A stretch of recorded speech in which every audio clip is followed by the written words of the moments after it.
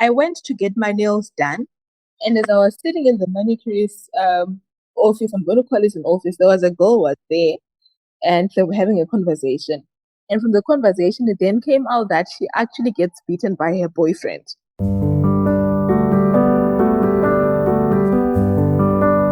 Good evening, everyone, and welcome to another the Africa Share podcast. It's very nice to be back, and tonight I'm with Chido. It's our first podcast for the year 2022, so it's very interesting. And we start off with an interesting topic. I will let Chido say hi, and then we get started. Hi everyone, happy 2022. That's the first time I am dialing in for the year, and I'm so excited to be back after such a very long break. And I can't wait to see what we have in store this year as Africa Aisha. Back to you, Christian. Okay, so the topic for tonight, we are recording this on a Sunday night, the 31st of January, is about a very interesting topic that has featured a lot on Kenyan Twitter this week. It's about domestic violence. The focus was on Kenya, but then got me thinking about like what the situation is like in most African countries. So the story was run by BBC Africa, and it was an investigation that was done within Kenya. So and this was done in 2020 and part of 2021. And because of the lockdowns with COVID, most people now could not leave home. That meant that there was an increase of domestic violence world over.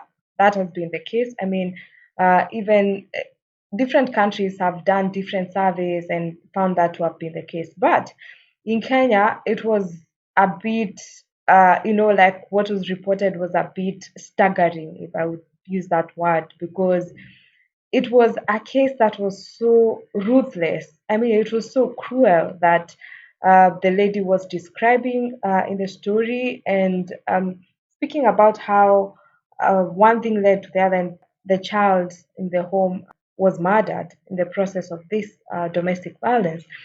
And then this has been going on, and now what has happened is that the person who was involved in the domestic violence, who at least was the perpetrator of it, has since been taken into custody for murder of the child. And now criminal proceedings are now ongoing, and all the criminal procedures, because you see, the charge was murder. But there is domestic violence, which of course it could be bodily assault, but in this case it was even that there was murder of another person. And I think, to just clarify, I'm an advocate of the High Court of Kenya, so a bit of information that I'm sharing about like the laws, the criminal procedures, and such kind of information is out of knowledge. Although I don't practice in the area, but it's out of knowledge on the subject. So Chido, anyway, that got me thinking. This was a very very sad situation, and that was just one of the stories. In all honesty, I could not even watch the entire of the report, the investigation report, because it just really was disturbing, to say the least, about it. And the thing about such cases of domestic violence, I would say this is the one that has been reported, but of course, it's rampant. It's a very common thing, and I would say human beings being human beings, and that's why I'm saying it's not just a Kenyan situation, but it's a situation world over. But I think, as I will let Chido give her first remarks, but in my considered view, the situation is a bit difficult to deal with in the African context and in the African homes. And I'm speaking this at least from an understanding of most African cultures and homes. Whether I'm Kenyan or Ugandan or Nigerian, there are some things that are very common, and I'll get much into it, but I'll let Chido give her opening remarks. Chido?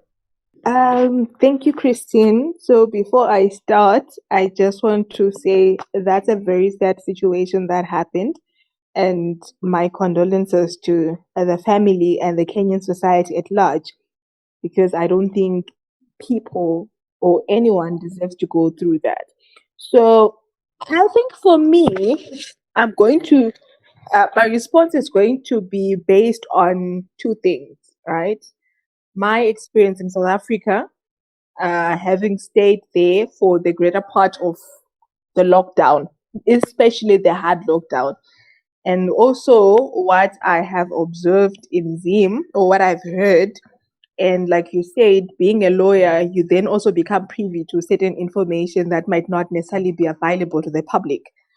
Um, but what I can say without a shadow of doubt is that domestic violence cases went up. They skyrocketed. I think that's the exact word during the COVID 19 pandemic, especially during the days of the hard lockdown, because people then had to spend so much time together at home. And the sad reality is, most of the people that are married today, they don't even like each other. They I think we need to understand this from the perspective of how do people get married. So in Zim right now, there's a wave, what they're calling the lobola phase. Seems as if everybody all in sundry is getting married. 2 months into a relationship, people get married, still in infatuation phase, right? And because we're such a busy society, everybody's out and about trying to make ends meet. People hardly now spend time together as family. You probably see each other on a Saturday evening up right until Monday morning. And then everybody else goes their separate ways because we're all out there looking for greener pastures. But what then? So you realize that people get to 10 years in marriage without actually knowing each other that well because they don't spend enough time. But with the hard lockdown now, because movement was restricted, nobody was going to work unless you're an essential service provider. People had to spend all their time at home with each other. And that's when they realized they don't like each other. That's when they realized that, you've been married to an abusive partner for a very long time. In South Africa, part of the reason why they had to try by all means to see if they can procure vaccinations quicker and in time had a lot to do with the fact that hospitals were now being congested, not only with COVID 19 patients, but the trauma centers themselves were so congested. People were coming in stabbed almost to death. The mortuaries were full because people were killing each other during the hard lockdown. And it was always gender based violence. There are a lot of girls who died because they were killed by their partners, they were killed by their boyfriends, they were killed by their lovers, whatever. It was just chaotic to an extent that the president himself had to constantly talk about gender based violence and domestic violence within the COVID 19 period. And then you come to Zim, a lot of crazy stories actually happened. I've heard stories of men who had to set the house on fire and killing the whole family. We have had stories of, especially the death of infants. Infants have been dying as a result of domestic violence in their homes during the COVID 19 pandemic. And I think the fact that people were in lockdown and not moving, the movement was restricted, had a lot to do with why the cases actually went up. So the point I'm making, Christine, is it's not a Kenyan outcry. It's actually a public outcry right now. That from the moment that COVID 19 started, it's like it set domestic fire ablaze and people were just on a frolic of their own. People became untamed. That's the thing. Okay, Chido, thanks for those remarks. And I think whenever we speak about like post-COVID recovery and have discussions about situations that could change in the future to deal with such an instance where there's like a total lockdown, I think this is one of the areas that needs a bit more thought because as you said, one of the reasons why hospitals were overwhelmed was not only just because of COVID, but because of this violence in the homes.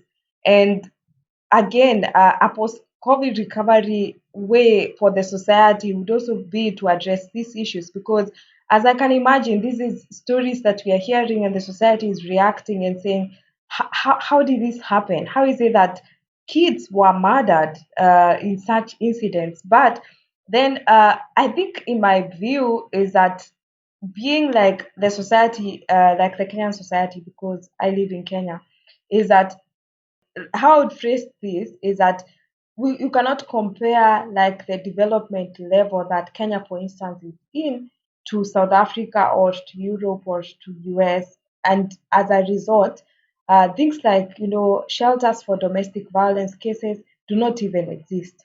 One, because of the funding. If you're going to provide some of such things, you'd either need funding, which would be either that you're a non-governmental based organization, or definitely it will cost money because you're running to just help people who are coming in. And that being the case, is that when there's like such violence, most times someone has nowhere to go. What will happen is that such violence is perpetrated against a person, and the options you have, you either go back to your parents if you're lucky, and to have them still alive and they will accept you, or that going back home is not worse abuse than just staying where you are, so that now there's no escape. And I'm saying this in view of like the US, where like there are domestic violence shelters, so that abused people can quick you can literally just escape with just your life and your kids' lives, and just go to the domestic shelter, and it's all roses, but at least you have an option and a breather, a place where you can run to. But then also, more than that, which I'm blaming on that, or not blaming but highlighting, there is lack of I think funds, or lack of development to a state where we think there's some rights or privileges that people really need, that the government, or I don't know, the civil society or the private citizens could work towards. But then also the other thing is that the setting also within the Kenyan society, which I think is a repeat in most African countries, is that people tend to deal with such issues as a family issue. One, because it goes to like the dowry payment, like Chido, what you just said, like in Zim seems to be what is happening. And now like think, once someone you paid the dowry for them, like we should just go sit down and try and resolve this thing, like in that traditional setting way. It's great, it's perfect, you can do that, but sometimes you see, when it's something things like such violence, I think that it's not at that level that you just say, as a family, we will go and sit and warn you. Because you see, someone has been beaten, cut, stabbed, someone is dead. So I think that's the other thing, especially with that culture, where you think, what, you can bring us two goats and say that you're sorry, and then you can take back the abused person. And gender violence actually goes both ways. It could even be the lady in the home that is abusive, and could be, I don't know, man of abuse doesn't have to be physical, could be emotional, could be spiritual, that's contributing to it. But in most instances, at least what I see in the society where I live in, is that women are very much abused, especially in such situations. And the worst thing is that you can just go, they can run away and maybe go back home to their parents' home, and then the man, after some time, will just wake up and maybe take two cows. And then you're like, okay, fine, just reconcile. You have to like make ends meet, and you have kids anyway. So just go back. And I'm not blaming anyone who does that, especially maybe if you're in a situation where your parents are not able to support you, or maybe the family that you're in. But point is that such a view where no one sits and actually speaks about it and says, no, these cows, no, like you actually can bring the cow, fine, if the person wants the cow, but you need to understand that it's not okay to do this. Like, just speak about it, not as if it's an exchange where you apologize by giving us something, and it's a buyback. Really, that transactional thing, for me, I just think is one of the things that just keeps it going on and on. Jude, I don't know what your thoughts are. Thank you, Christine. I just wanted to play the devil's advocate a little bit and say that, I think we need to sort of move away from this narrative of, women are always the victim. mainly because we are now living in a society where men are also being grossly violated and are not coming out in the open because society is not very, how can I say, welcoming to them, right? So, it was so sad that you would hear of men who are being abused but not coming to the courts, not reporting to the police, being beaten by their wives, hot water poured, boiling oil. And you'd always then get to hear of that abuse when the guy dies. Either he dies in one of these bros or whatever.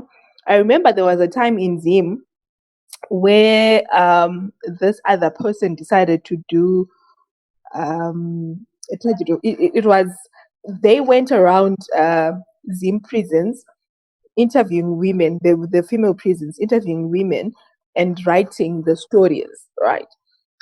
Well, the story was trying to point to the conditions, the living conditions in Zimbabwean prisons. But what I picked from the book, Christian, was that women are the most scary abusers to ever exist. Because when they start abusing, they go an extra mile, they go all out. Most of the women who were interviewed, surprisingly, they were serving sentences for murder, having killed their husbands after times and periods of prolonged abuse. So at that point, either somebody had to pour hot water on their husband and the husband died. In another case, she poured hot oil into the husband's eardrum and then he died. You know, So those stories, if then a person doesn't die and somebody has to be dragged to court because there's a murder case, if that doesn't happen like that, those cases go unspoken of because men generally cannot come out in the open and say, I'm being emotionally abused, I'm being physically abused, I'm being sexually abused because society frowns upon that. Society is not giving them room enough to come out in the open. And I remember very well having a conversation with another male friend saying, I'm raising a male child in my own house, my young brother. How do I have a conversation with him about abuse? Not not because the narrative is changed drastically, not trying to caution him and discipline him and warn him not to be an abuser, but also for him to be able to speak up if and when he gets abused. It's becoming quite, and I think even if you follow what's happening on Twitter, there is so much glory in being a toxic girlfriend, but what we don't understand is that toxicity in a way is a form of abuse that should not go unchecked and unspoken of, unreported. You get how it is. So I think when we then are having this conversation on abuse, we might want to also factor in the fact that men are also becoming victims and it's becoming so scary, right? Let me give you another perspective. Christine, do you know that most of the people who were being, not all, I'm not condoning abuse or whatever, but I'm saying some of the people who were being harassed and all that had a lot to do with infidelity. You should check the statistics, adultery statistics. Women decided to go on a frolic of their own, getting into extramarital affairs and being caught. It got to, if you check even on social media, it gets to a point where in your society, probably 3 women are caught on a weekly basis. And then I'm telling you right now, there was a story that was trending here. This lady got married recently, 2 months down the line, found caught cheating by the husband. The husband decided not to beat anyone, but posted it on social media. Both pictures of the girl, of the woman and the guy naked. She then committed suicide. But then, when if she had been beaten by that husband, it would have still be it would have gone down as domestic violence. So I think we need to so I think at the end of the day, we actually need to address the root cause of this issue, which comes again to how people are getting married and why people are getting married in the first place. Because some of these challenges, I feel they could have been remedied if people would actually take their time before they just jump in because of peer pressure, because You remember when we were talking about the stereotypes and all these other issues that happen in an African society, whereby everybody thinks that when you get to 20, you should be married, you should be having kids. That's when you end up finding yourself in a situation that is necessarily not desirable because you just had to for the sake of doing it. Mm-hmm. Shido, these are very interesting comments you've made there. And yeah, I'd said it before that I agree, women can be equally abusive. And I think, especially for women, the problem sometimes it may not get physical, uh, always, especially because you can be beaten up easily. And so you have other ways of abusing, and it could be emotional, could be spiritual. I mean, women have perfected the art over the years. It's not even when you're being abused physically, you've found a way of just working around it. So yeah, I agree that women can be equally abusive, but I think the situation though is that it's a reality that I think not much is spoken about. And from a perspective of like, this is abuse and we need to deal with it. Whether you're caught cheating and your husband or your wife finds you, it should not end up in murder or in suicide. It should not end up that the person killed themselves, or I don't know, something happened to them. Because you see, that's why you could divorce them. But I think also, Before you go any further, I just wanted to say it's so easy to rationalize some of these solutions when you're not in the situation, right? We are not married, right? We are two unmarried people who are having a discussion. It's very easy for us to rationalize situations and say, you know what, if I catch my partner cheating, I'm going to divorce them.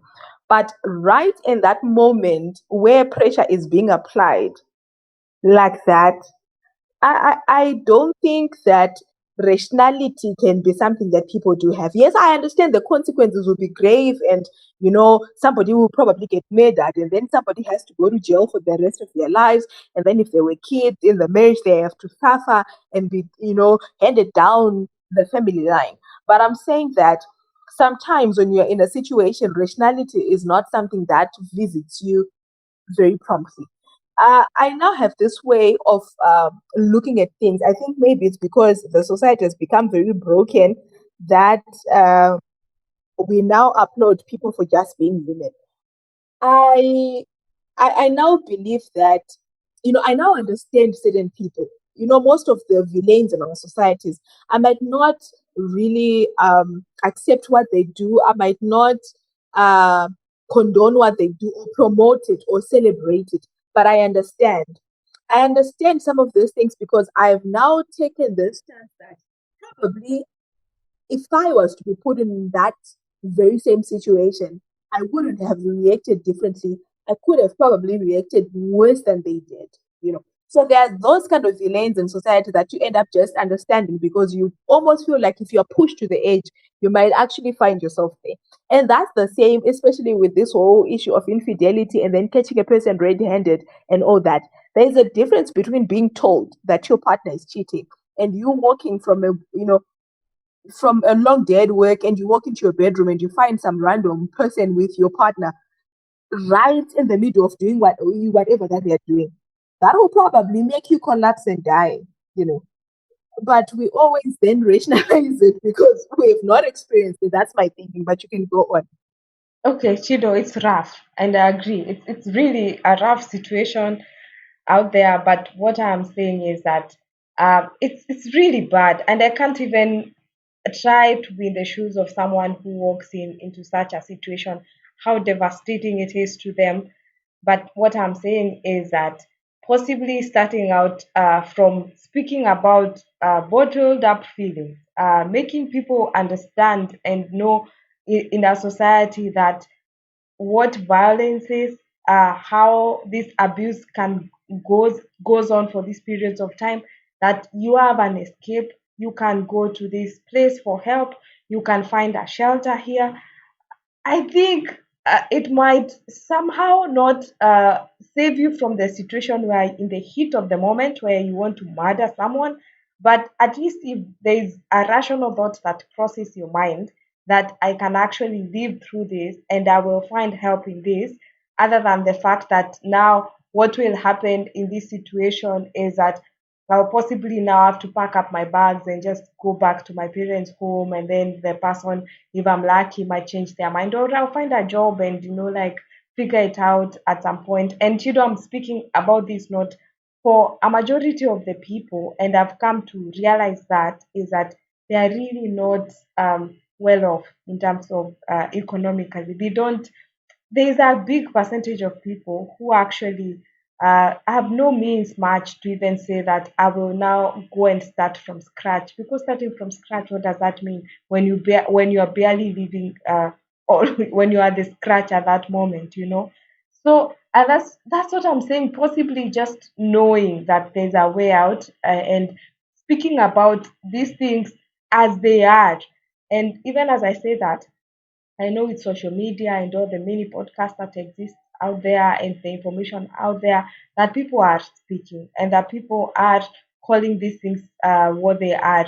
People are now possibly being educated more about getting emotional intelligence, getting, like dealing with emotional abuse, because before it gets to the point where now we are stabbing each other, to just know, that there's a way out of this, and or that there is a way I can work out of this. Because not all cases, well, I understand that there are cases of domestic violence that have to do with infidelity, but there's cases of domestic violence that are just out of, I don't know, disputes on money, and other things, jealousy, anger, envy. But most of them, at least what I see, where there are rational people who haven't been provoked. It's normally as a result of consistent abuse that one day just ends up getting out of hand. It's just like a pile up, and someone is being pushed to the wall again and again and again until at some point they just snap.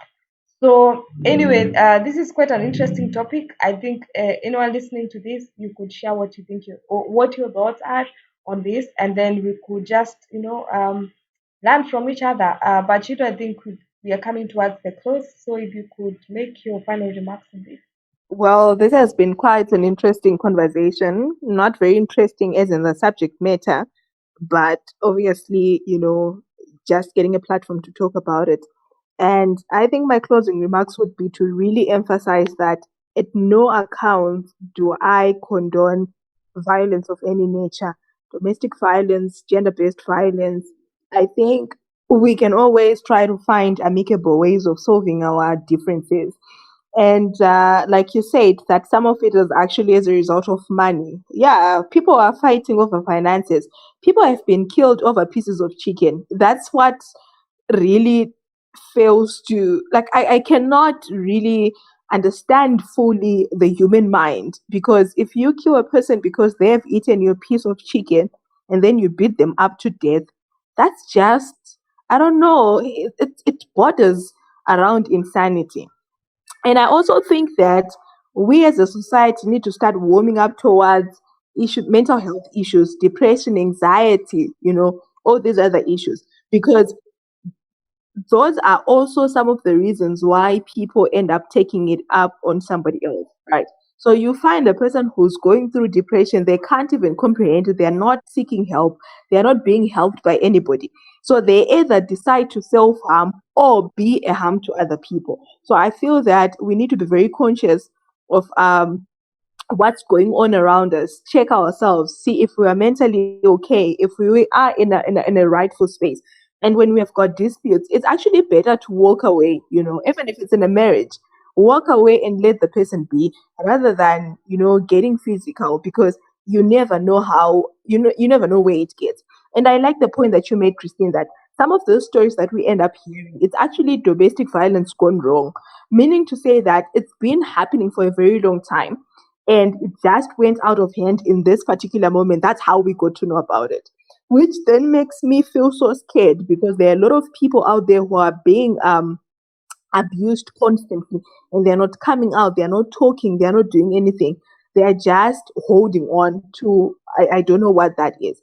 And I also think we need to put a burden on our governments to make sure that they do have these safe shelters, safe havens for people who are being abused.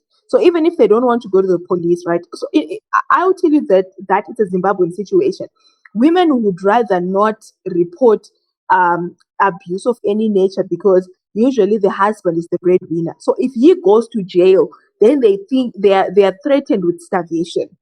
So at the end of the day, you find that a person is between a hard place and a rock, and they would rather choose to be killed or be beaten with hopes that they don't get killed someday, rather than sending this person to prison, because then that would mean the kids won't go to school, they won't eat at that house, and then she probably doesn't have a job or any qualification to make her, get a job. So another thing, there is a burden to make sure that as societies we empower our women, right? We need to empower women to become self-reliant, that even in the case where one is married, they can still be able to bring in something on the table, such that when there is any abuse or violence of any nature that's happening, they can go boldly and report the perpetrator and actually have that person held accountable without the fear of starvation or whatever. And I think families also need to be very conscious of how they deal with these issues, because if I'm being beaten by my husband and you tell me to still go back home and a soldier on, there is a statement that is actually said in Shona, Shingirira, soldier on. I think it's unfair, because you are basically sending a person to their early grave. One day they are going to be killed, or they are going to kill their partner, and then everybody's going to react. That will obviously have very bad ripple effects. So I feel like when a person then comes to you, Christian, whoever, your friend, your sister, your aunt, and confides in you that they are being abused, I don't think the solution should be go and soldier on, but to actually take steps to make sure that the person is helped and the abuser is held accountable. Again, the burden still comes to the government. The government of the day, wherever, the governments need to make sure that there are centers for women to go. There are call centers to call 911, whatever that you call it, that people actually get help.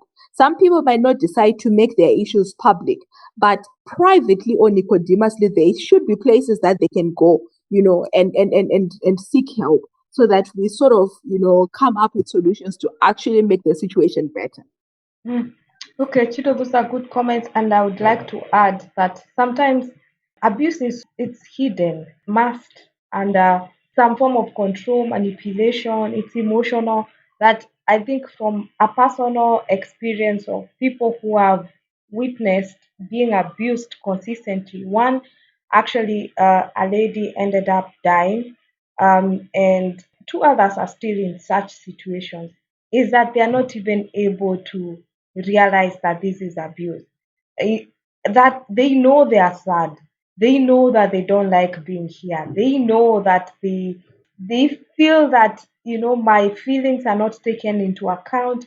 They know that this partner that they have is someone who can never like comfort them or help them in case of like they need any emotional kind of backup, but they still stay there. They stay there embarrassed, shamed, and this partner has come up in such a way that the situation is so manipulated that this person even looks at themselves as the cause of the problem. They're ones always being blamed that if you just don't get it together, this is the reason why we'll break up, or this is the reason why I'll divorce you. And that is abuse. Like you just watch what's going on with someone, but they themselves are not able to quite see how abusive it is when all that happens to you is that you're being shamed, you're being embarrassed, and you're being blamed, you're being gaslit. You watching it, you know what's happening. But the person experiencing it, the society has normalized it. Like that man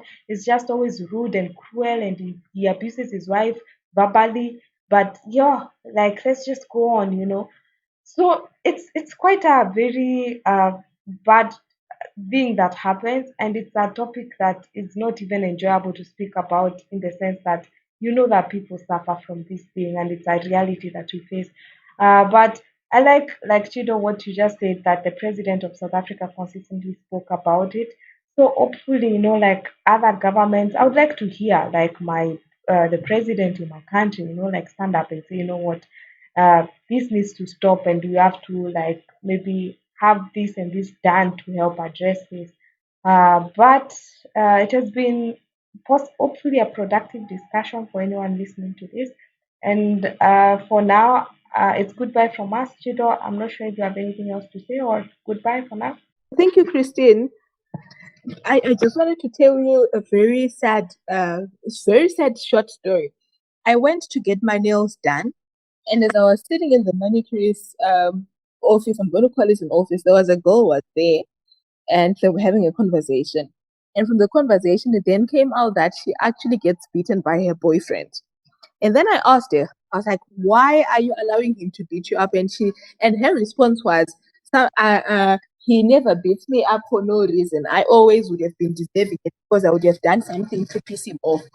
And I was so I cringed because I was asking myself that in this modern day era, in 2022, there's still a girl out there who believes that she's entitled to being beaten by a boyfriend for doing something, what, whatever that is.